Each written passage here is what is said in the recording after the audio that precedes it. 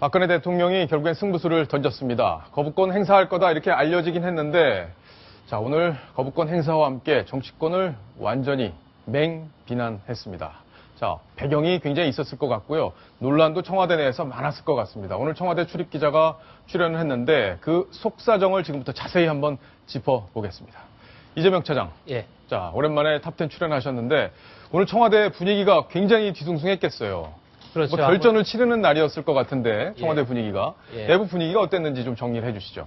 그야말로 지금 여의도에 대통령께서 말폭탄을 쏟아붓지 않았습니까? 예. 결국 뭐 여의도가 지금 충격과 공포에 빠졌다 이렇게 말할 정도로 있는데 결국 청와대도 굉장히 지금 사실은 이 뒷수습을 어떻게 해야 될지에 대해서 굉장히 심각하게 고민하고 있는 것 같습니다. 여러 인사들이 기자들에게도 연락을 해서 좀 어떻게 보는지 굉장히 궁금해하고 있고요. 또 그런 상황에서 이제 대통령께서는 어쨌든 대통령은 여야 정치권을 싸잡아서 비판하면서 지금 구태 정치를 하고 있다. 예. 사실상 내년 총선에서 심판을 해야 된다 이런 말씀을 하셨기 때문에 어떻게 보면 이제 19대 국회와 결별 선언이 아니냐 이렇게 말할 정도로 사실 굉장히 이제 지금 한 치 앞을 내다볼 수 없는 그런 정계 자체가 시계 제로상에 왔다 이렇게 보입니다. 그렇게 볼 수 있겠어요. 박성훈 논설위원. 네. 대통령이 국회하고 사실상 이제 오늘로써 사실상 선을 확실히 그어버린 건데 네. 대통령 일을 하려면 여러 가지 법안도 만들어야 되고 그걸 여야가 합의해서 또 법안도 대통령의 뜻에 어느 정도 맞는 법안들을 만들어내려면 원만한 관계가 필요하잖아요. 네. 오늘 이게 상당히 큰 모험을 한 거다 이렇게 보는 시각도 있지 않습니까? 그렇습니다. 그 거부권 행사는 그 국회와의 갈등, 그리고 또 여당과 청와대의 갈등을 야기할 수 있다. 그래서 사실 신중론이 여권 내부에서도 적지 않았는데요. 그럼에도 불구하고 거부권을 오늘 행사한 것은 만일에 여기서 밀리면 어떤 그 행정부의 어떤 사사건건 일을 하는 데 대해서 국회가 기존의 국회 선진화법을 갖고 발목을 잡았던 데서 더 나아가서 예. 시행령을 갖고 이른바 민생 경제에 대한 어떤 정책 집행 자체가 불가능해진다. 다시 말해서 위헌인 줄 알면서도 이걸 만일에 수용할 경우에는 실질적으로 레임덕에 들어간다. 네. 이런 위기의식이 청와대를 박근혜 대통령을 강타했고, 그리고 그것을 거부권을 행사하면서 한 발 더 나아가서 예. 기존의 그 3년 동안 2년 반 동안 이렇게 켜켜이 쌓여온 국회에 대한 불만, 국회가 민생경제활성화법에 대해서 발목을 잡고 그동안 통과시켜주지 않아서 실제로 어떤 경제 회복에 아무런 일을 할 수 없다. 이런 것을 국민 여론에 직접 호소하는, 네. 그리고 국회가 그러한 국민의 바람을 배신하는 배신의 정치를 했다면서 어떤 정면적으로 승부를 하겠다. 네. 이런 포석으로 해석됩니다. 자, 궁금한 게 있습니다. 이재명 차장. 예. 대통령이 원고를 직접 썼을까요? 오늘 16분 국무회의 연설을 하는데 10분을 이 문제에 할애를 해서 거의 뭐 줄줄줄줄 읽어 나가시더라고요. 눈도 표정도 상당히 굳어 있는 그런 표정이었는데 직접 썼습니까? 아니면 누가 다른 사람이 써줬나요? 일단 대통령 연설은 기본적으로 연설기록 비서관이 있습니다. 그러니까 예. 거기서 대통령의 연설을 기본적으로 이제 쓰게 되고요. 그리고 통상 이제 뭐 수석 비서관회의나 국무회의에서의 발언은 그 각 수석실에서 말씀자를 올리면 이제 정책조정 수석실에서 최종 정리를 합니다. 예. 그걸 가지고 마지막 부속실에서 이제 최종 이렇게 다듬게 되는데요. 사실 오늘 말씀은 굉장히 오늘 발언은 대통령이 직접 많이 썼다 이렇게 느낄 수 있는 대목이 많습니다. 왜냐하면 아까 전에도 뭐 박성원 의원께서 말씀하셨지만 당선된 뒤 신뢰를 어기는 배신의 정치는 결국 패권주의와 줄세우기를 한다. 이런 배신의 정치 같은 발언을 단어를 쓴다거나 예. 혹은 또 뭐 저도 당 대표로 또 비상대책위원장으로서 당선 의결을 달라고 여러 번 호소했지만 지금 남는 거는 정치적 도덕적 공허함뿐이다. 사실 이런 예. 거는 누가 써줄 수 없는 발언들이죠. 본인이 그러게요. 직접 느끼고 본인이 생각한 것이 아니고서는 할 수 없는 발언이기 때문에 대통령이 상당 부분을 본인이 직접 다듬었다 이렇게 판단하는 게 맞는 것 같습니다. 본인이 직접 다듬었다. 그러니까 어쨌든 누가 썼든 대통령의 의중이 100% 담긴 그런 연설문이었다. 이렇게 정리를 할 수 있을 것 같은데요. 자, 지금부터는 대통령의 말을 조각조각 잘라서 그 의미를 자세히 한번 분석을 해볼 텐데요. 먼저 이 국회법 개정안의 위헌성 여부에 대한 언급부터 들어보시겠습니다. 지난 6월 15일 위헌 소지가 큰 국회법 개정안이 정부로 이송이 되었습니다. 개정안에 대한 충분한 논의 과정도 없이 공무원 연금법 처리와 연계해서 하룻밤 사이에 국회 본회의에서 통과가 되었습니다. 이번 국회법 개정안은 국회가 사실상 정부의 시행령 등의 내용까지 관여할 수 있도록 하고 법원이 아닌 국회가 시행령 등의 법률 위반 여부를 심사할 수 있도록 하고 있습니다. 결과적으로 헌법이 규정한 삼권 분립의 원칙을 훼손해서 위헌 소지가 큽니다. 이것은 사법권을 침해하고 정부의 행정을 국회가 일일이 간섭하겠다는 것으로 역대 정부에서도 받아들이지 못했던 사항입니다. 과거 정부에서도 통과시키지 못한 개정안을 다시 시도하는 저희를 이해할 수가 없습니다. 자, 이남희 팀장. 네. 대통령이 저의라는 표현을 썼습니다. 저의. 저의가 뭐냐? 이게 상대를 존중하면서 쓰는 표현은 아닌 것 같다. 그만큼 격한 감정을 드러낸 표현이다. 이렇게밖에 볼 수가 없는데, 자, 이게 과거에도 사실 대통령 지금 언급을 했지만 여야가 논의를 했다가 이 문제가 위헌 소지가 있어서 덮은 적이 있잖아요. 바로 그렇습니다. 국회 운영위에서 5월 달에 논의됐다가 잠시 중단이 된 적이 있는데요. 그 속기록에 나온 발언들을 직접 좀 보면서 소개를 해드리겠습니다. 바로 이제 율사 출신인 새누리당의 김도읍 의원이 이제 논의를 하면서 국회가 행정부의 행정작용에 대해서 시정 요구를 하면 삼권 분립 원칙에 반한다. 그 당시에 이제 원내수석이었죠. 그러니까 안규백 의원의 경우는 김 의원의 주장이 합리적인 말씀이다. 예. 야당 의원도 이 위헌성 관련해서 동의하는 듯한 말을 남기기도 했습니다. 이렇게 속기록에 남아있는 대목입니다. 그러게요. 대통령도 오늘 이 얘기를 언급을 했었는데 신우숙 변호사님께서 보시기에는 이 위헌 여부, 지금 학자들마다 의견이 갈리기도 하지만 대체적으로 이제 원로급 교수들 사이에서는 헌법학자들 사이에서는 의견이 위헌 쪽으로 나오고 있는데 이 덮었다가 다시 이렇게 여야가 급박하게 논의를 충분히 하지 않은 상태에서 하루 만에 처리했다. 이 대통령의 얘기거든요. 어떻게 보십니까? 네, 대통령께서 대통령 입장에서는 위헌 소지에 논란이 있는 것을 그러니까 통과시킨 것은 문제다라고 말씀하실 수 있지만 그것은 대통령이랑 행정부의 수장으로서 입장에서 할 수 있는 말이고 법적으로는 큰 의미가 없다고 보여집니다.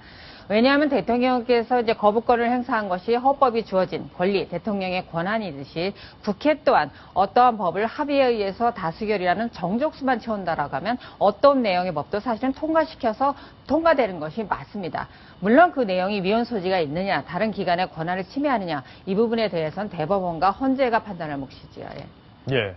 박수원 논술위원. 네. 자, 결국에는 법안 자체는 처리는 할 수 있지만 그 논의가 좀 성숙되게 충분히 논의를 해서 처리한 법안이다. 네. 이 부분에 대해서는 어떻게 평가할 수 있을까요? 근데 청와대는 이제 그렇게 보지 않죠. 예. 충분히 논의했다고 보지 않고 우선 이것이 애초에는 그 국민연금법의 국민연금이 아니라 공무원연금법 개혁안을 논의하다가 느닷없이 그 국민연금으로 연계가 되더니 더 나아가서 세월호 특별법 시행령이라고 하는 그 조사관, 1조사관을 말하자면 그 야당이 원하는 식의 그 어떤 인사로 이루어질 수 있도록 바꿔야 된다는 주장을 하다가 이게 법적으로 안 된다고 그러니까 그럼 국회법 모법을 바꿔버리자. 이런 것을 예. 야밤에 특히 어떤 충분한 논의 없이 더구나 아까도 얘기했듯이 이미 운영위원회에서는 이 법이 이렇게 되면은 상권분립에 위배된다 이런 논의가 있었음에도 불구하고 충분한 논의 과정 없이 말하자면 기습적으로 어떤 통과됐다 이런 것이 청와대의 시각인데 그러한 부분에서 볼 때 그 청와대는 이 부분이 또 과거에 기존에 4차례나 유사한 법률이 사실 박근혜 대통령도 서명을 한 그런 전례도 있습니다만 예. 지출되었다가 번번이 통과되지 않았던 것은 이게 위헌 소지가 있다. 그렇게 돼서 안 됐던 법안인데 이것을 급작스럽게 어떤 그 공무원연금과 맞받고 치기 하는 예. 이것은 근본적으로 입법이 제대로 된 입법이 아니다. 이러한 지금 논리를 펴고 있는 것 같습니다. 예, 이재명 차장. 예. 자, 결국엔 국회법이 사실은 기존에 이렇게 위배가 된다고 판단을 하면은 검토해서 할 수 있게 돼 있는, 검토해서 다시 이제 국회가 요구를 할 수 있는 그런 상황이었는데 예. 지금 바뀐 법은 약간 강제성을 부여한다. 이게 지금 법조계 시각이잖아요. 그렇죠. 법조의 예. 시각을 그렇고 사실 이게 굉장히 여야 안에서도 논란이 많지 않습니까? 여전히 유승민 대표와 조혜진 원내수석 같이 새누리당에서 협상을 했던 사람들은 강제성이 없다. 왜냐하면 지금 요청이라는 단어도 있지만 여태까지가 기존에 지금 현재 국회법을 놓고도 이미 행정기관에다가 시행령이 모법을 위반된다고 요청을 하면 대부분이 다 수정을 했다 이미. 현재로. 이미 그렇게 해오고 있었다. 해왔다. 그렇기 때문에 예. 지금 특별히 달라진 게 없다.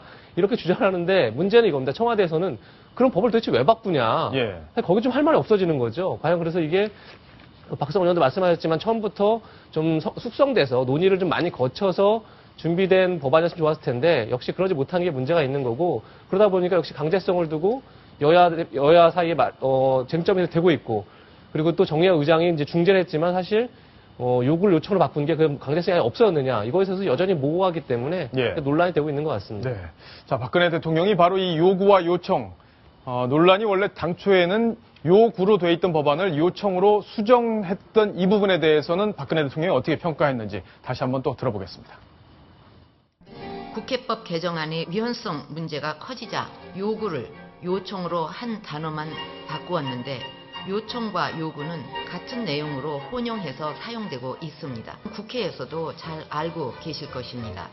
또한 결과를 보고해야 한다는 부분을 검토하여 처리 결과를 보고해야 한다로 완화하는 것은 바꾸지도 않았고 야당에서도 여전히 강제성을 주장하고 있습니다. 이것은 다른 의도로 보면 정부를 압박하기 위해 충분한 검토 없이 여야가 합의했다는 방증이기도 합니다.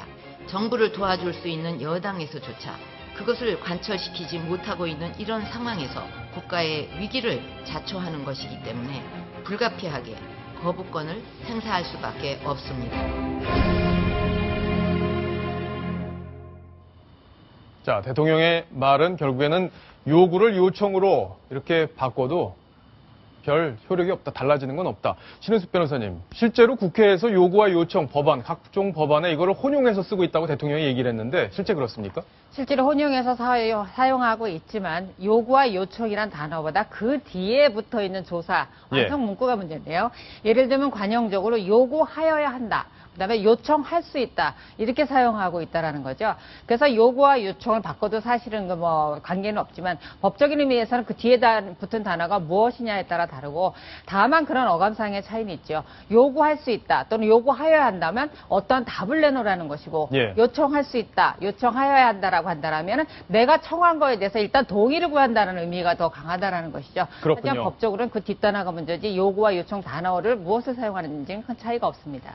자, 박성훈 논설위원. 네. 여기 보면 헌법학자들의 위헌성 여부. 네. 헌법학자들, 우리나라에서 제일 지금 현재 유명한 헌법학자들 세 분이 지금 나와 있는데 네. 의견을 보니까 거의 비슷합니다. 네. 예. 이 대체로 지금 아주 뭐 김철수 허영 교수 아주 정말 대표적인 우리나라의 헌법학자이고 아주 원로격이신데 한마디로 그 요구를 요청으로 고친다 하더라도 국회가 말하자면 정부의 위임한 권한을 스스로 행사하겠다는 본질에서는 달라진 게 없다. 그래서 이것은 상권 분립의 원칙에 위배된다라는 논지인데 또 헌법학자들에 따라서는 또 적지 않은 중견학자들 사이에서는 이것은 그 요구든 요청이든 강제할 수 있는 수단이 없기 때문에 이 자체를 어떤 그 행정부의 권한을 대신한다라고 하는 것은 너무 나아간 해석이다. 이런 말하자면 위헌이 아니다. 예를 들어 임지봉 교수라든지 이런 해석도 없지 않습니다. 예. 자, 결국엔 이 김상겸 교수 얘기를 보면 강제성이 없다면 왜 그런 법을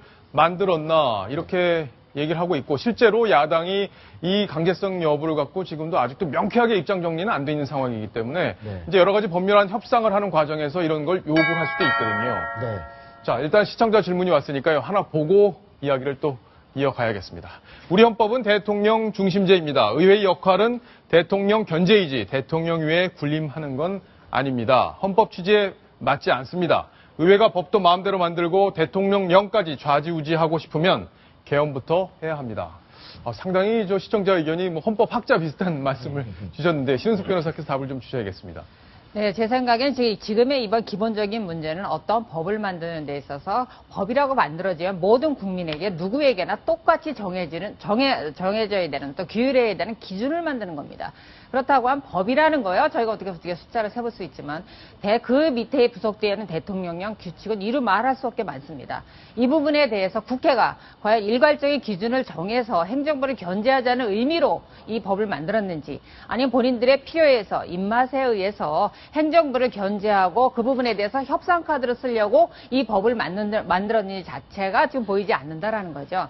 그러니까 행정부 시장인 대통령이고 국회에 대해서 그런 순수성에 대해서 서로 이해하고 동감이 있다라고 그러면 사실 문제가 될 것은 아닙니다. 다만 대통령 입장에서는 이 법을 이렇게 만들어서 요구하고 요청할 수 있다. 라고 강제성은 없었는데 우리가 요청했는데 요구했는데 왜 행정부가 답을 주지 않냐 이거를 또 물고 늘어져서 다른 거를 이제 끼어들기를 협상하려고 든다라면 상당히 곤란한 상황에 빠진다는 거죠. 그래서 결국은 대통령과 국회 간에 신뢰가 없다라는 문제죠. 이건 정치적으로 풀어야 되는 문제라고 생각합니다. 박성훈 논설위원. 네. 그러니까 이 시청자분께서 지적하시려고 하는 부분 신은숙 변호사께도 설명을 해주셨지만 이 대통령 중심제 아니냐, 우리가. 네. 그래, 대통령 우리가 뽑아놨는데, 그러면 의회는 무조건 대통령 편을 들어주라는 게 아니라 대통령을 잘못하는지 잘 보고 있다가 잘못하면 견제하라.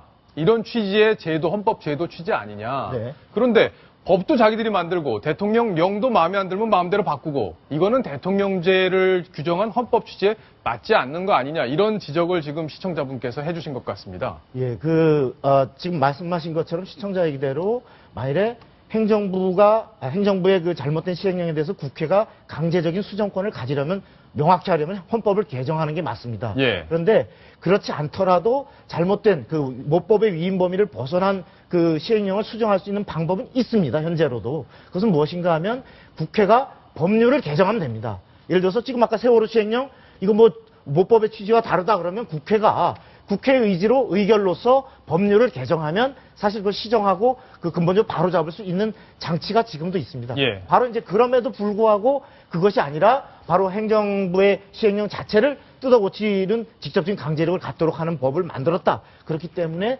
이것은 문제가 있다라는 것이 이제 현재의 위헌론의 예. 취지죠. 그러니까 결국에는 시행령이 문제가 있으면 네. 그 법원에 소송을 내면은 지금 대법원에서 결정을 하게 돼 있기 때문에 대법원 판결을 통해서 시행령의 문제를 고칠 수 있는 이 삼권 분립 제도가 마련이 돼 있는데 왜 그것까지 국회가 다 지금 하려고 말씀하신 하느냐. 그 바로 그 사법적 부분이잖아요. 수단도 있고 예. 거기에 시간이 많이 걸리니까 국회가 의결로 해서 법을 고치면 사실 네. 뭐 행정부 꼼짝 못하는 겁니다. 맞습니다. 실제로 그 미국에서도 그 연방 대법원이 83년에 그 행정부의 행정명령권을 국회가 강제 수정하도록 하는 법률은 위헌이다라고 예. 하면서 만일에 그것을 시정하기 위해서는 의회가 그 법률을 통해서 시정을 하든가 지금 아까 앵커께서 말씀하신 것처럼 사법적인 연방 대법원의 사법 심사로 가면 된다. 이러한 그 취지의 판결한 적이 있습니다. 네, 알겠습니다. 예, 짧게 제가 한 말씀 드리면 지금 국민들께서는 굉장히 혼란스러울 것 같아요. 법이 뭐고 도대체 시행령이 무엇이길래 이렇게 서로 싸우나 하는데 시행령은 법 밑에 있습니다. 그래서 이 논란을 멈추려고 하면 국회가 법을 정확하게 그다음에 시행령 범위를 축소시켜서 만들면 되는 것입니다. 예를 들면 우리가 죽었을 때 묘를 만들 때 몇 평 이상의 묘를 허가할 것인가, 어떤 요건에서 허가할 것인가는 예를 들면 어떤 지역을 관리 제한 지역을 벗어나서 3평 이하에서 허가할 수 있다라고 법이 만들어지면 시행령은 3평 이내에서만 정할 수 있는 겁니다. 그래서 국회, 지금 현재 삼권 분립이라고 하지만 국회가 가장 강력한 힘을 가지고 있다고 볼 수 있습니다. 그럼 국회가 법을 정확히 만들어서 시행의 권한을 축소하면 될 일이지. 이것을 국회법을 이런 식으로 이제 법을 바꾼다고 해서 행정부의 충돌을 야기시켜서 정치적인 문제를 일으키는 아니라고 생각합니다. 자, 지금부터는 이제 정치적 얘기를 조금 더 해보겠습니다. 이재명 차장. 예. 대통령이 오늘 얘기를 하면서 여당에 대한 서운함을 상당히 많이 얘기를 했어요. 당신들이 나 도와줘야 되는데 나 뽑아놓고 지금 뭐 하는 거냐 이런 취지의 얘기인데 대통령 탈당 가능성 과거에 한번 이런 비슷하게 언급한 적이 있어요. 정부는 일할 수 있는 힘을 잃게 된다. 여당이 공격하면. 그렇게 하면 내가 여당에 남아있을 이유가 없다. 이거 탈당이거든요 사실. 저 발언 놓고 약간 진위 논란이 있었습니다. 진짜 예. 저 발언이 실제 있었느냐 없었냐를 가지고 사실은 아직도 뭐 명쾌하게 정리는 안 돼 있는데 자 그러면 지금 예. 탈당할 각오가 돼 있냐 이게 중요한 것 같아요. 지금 말씀하신 것처럼 저 말씀 여당이 나를 도와줘야 된다고 그랬는데 사실 오늘 얘기를 잘 분석해보면 아까 제가 한번 읽어드렸었는데요. 제가 당 대표로 당선의 기회를 달라고 후보들을 지원하고 다녔다. 예. 그래서 돌아온 건 정치적, 도덕적 공허함이다. 이건 무슨 얘기냐면 내가 여러분을 당선에 뛰었는데 여러분이 지금 나를 위해서 뭘 하고 있느냐라는 반문이죠. 이건 그렇죠. 다시 얘기해서 새누리당 의원들에 대한 경고장이라는 보입니다. 오히려 탈당이 아니라 이렇게 되면 진짜 그러니까 쉽게 해서 나와 같이 갈 수 있는 사람과 그렇지 않은 사람을 분리할 수 있다. 이런 경고기 때문에 저는 오히려 반대를 해석이 됩니다. 예. 뭐 대통령 탈당을 얘기할 게 아니라 대통령과 같이 가지 못하는 사람들에 대해서는 어떤 식으로든 다음 총선에서 뭐 불이익을 줄 수 있다? 뭐 이거 아직 뭐 거기까지 가진 않았겠지만 그런 의미를 기본으로 담고 있는 거죠. 경고가 들어있다. 그렇죠. 그래서 네. 뭐 탈당 가능성은 저는 지금 뭐 얘기하는 것 자체가 뭐 어불성설이라 생각하고요. 또 하나는 여태까지 유일하게 탈당하지 않은 대통령이 이명박 대통령입니다. 그때 이제 박근혜 대통령이 비상대책위원장을 맡고 당을 이끌었었는데 그때도 박근혜 대통령은 탈당을 언급하지 않았습니다. 한 번도. 그럼 다시 이게 무슨 얘기냐면 어쨌든 당청은 마지막까지 같이 가야 되고 결국은 대선에서 마지막 심판을 받는 거기 때문에 뭐 이게 지금 탈당하고 뭐 이럴 문제는 아닌 거라고 저는 그러네요. 생각합니다. 예. 그러니까 결국에는 같이 가는데 그 본인의 서운함을 극단적으로 표현한 거다 이렇게밖에 볼 수 없다. 이렇게 설명이 될 것 같습니다. 자, 박근혜 대통령 오늘 또 정치권 전체를 싸잡아서 아주 강하게 맹비난을 했는데요. 얼마나 강하게 비판을 했는지 또 직접 들어보시겠습니다. 지난 1월 어린이집 아동학대 사고 후 여야는 아동학대 예방과 아무 관련도 없는 아시아 문화중심 도시 조성 특별법을 영유아 보육법과 연계 처리하기로 합의를 했습니다. 그런데 정작 시급한 영유아 보육법은 2월 국회에서 처리되지 못하고 연계 법안만 처리를 하였습니다. 국회가 본인들이 추구하는 당략적인 것은 빅딜을 하고 통과시키는 난센스적인 일이 발생하고 있는 것입니다.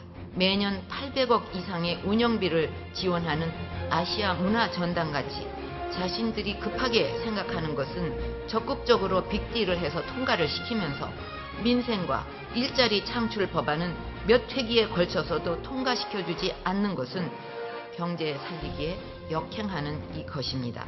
당선된 후에 신뢰를 어기는 배신의 정치는 결국 패권주의와 줄세우기 정치를 양산하는 것으로 반드시 선거에서 국민들께서 심판을 해 주셔야 할 것입니다.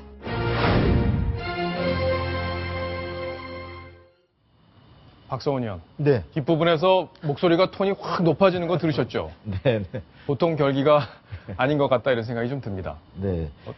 지금 보면은 여야가 예를 들어서 어떤 야합한다. 다시 예. 말해서 대통령이 정말 국민의 경제를 활성화하기 위해서 절실한 법안들은 무슨 이게 또 무슨 다른 이유를 붙여가면서 야당이 발목을 잡고 본인들의 이해가 관계돼 있는 지금 예. 아까 영유아 보육법과 이제 아문법을 들었는데 이 아시아 문화중심 도시 특별법을 들었는데 이 경우는 예를 들어서 그 특정 지역에 네. 특히 야당이 어떤 본인들의 호남 지역에서의 어떤 현재의 지도부에 대한 굉장히 불만이 폭증돼서 이 부분을 말하자면 진압하기 위해서 어떤 긴급하게 국가 자금을 막대하게 쏟아붓는 이런 법안을 거기다 발목을 걸어서 영유아 보호법이라고는 전혀 관계없는 법안을 발목을 잡아서 같이 통과시켜달라고 해놓고 정작 본회의에서는 부결시켜버리는 예. 이런 것이야말로 국민을 위한 국회가 아니라 바로 국민이 뽑아준 국민이 아니라 자신들의 당리당략을 위한 야합의 정치,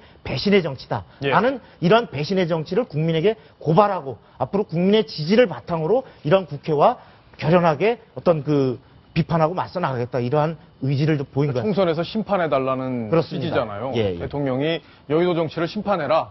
국민들한테 이렇게 메시지를 강하게 전달한 건데 이 아시아 문화 전당 이남희 팀장 이거 뭐예요? 올해 9월에 개원을 하는데요. 올해 9월에 개원합니다. 예, 새정치민주연합의 광주 전남 의원들 다 같이 발의한 법입니다. 그래서 가장 핵심은 바로 이 아시아 문화전당 개관을 하는데 바로 이 운영 지원을 그러니까 광주시가 주체가 아니고요. 국가가 지원을 한다. 그리고 성과를 5년 뒤에 평가해서 어떤 단체에 위탁한다. 이것이 핵심입니다. 근데 박근혜 대통령도 이제 매년 800억 원 이상의 예. 운영비를 정부가 부담해야 한다라면서 결국은 영유아 보육법 개정안, CCTV 설치를 의무화한 영유아 보육법 개정안은 지난 2월 임시국회 때 통과를 안 시키고 결국 연계시킨 바로 아시아 문화전당 도시 지원법만 통과시켰다. 이렇게 비판을 한 겁니다. 저 법이 이제 논란을 빚었던 이유 중에 하나가요. 이제 새누리당에서는 한 지역에만 너무 특혜를 주는 게 아니냐, 지역 특별법 아니냐라는 비판이 나오면서 논란이 됐었는데 당시에는 또 여당도 반대를 했었지만 많은 표를 얻으면서 또 표결 처리가 됐었습니다. 예, 그랬군요. 자, 대통령이 아주 조목조목 작심하고 여러 가지를 비판을 했습니다. 자, 지금까지는 이제 위헌 문제 그리고 정치권의 야한 문제를 질타를 한 부분을 집중적으로 검토를 했는데요.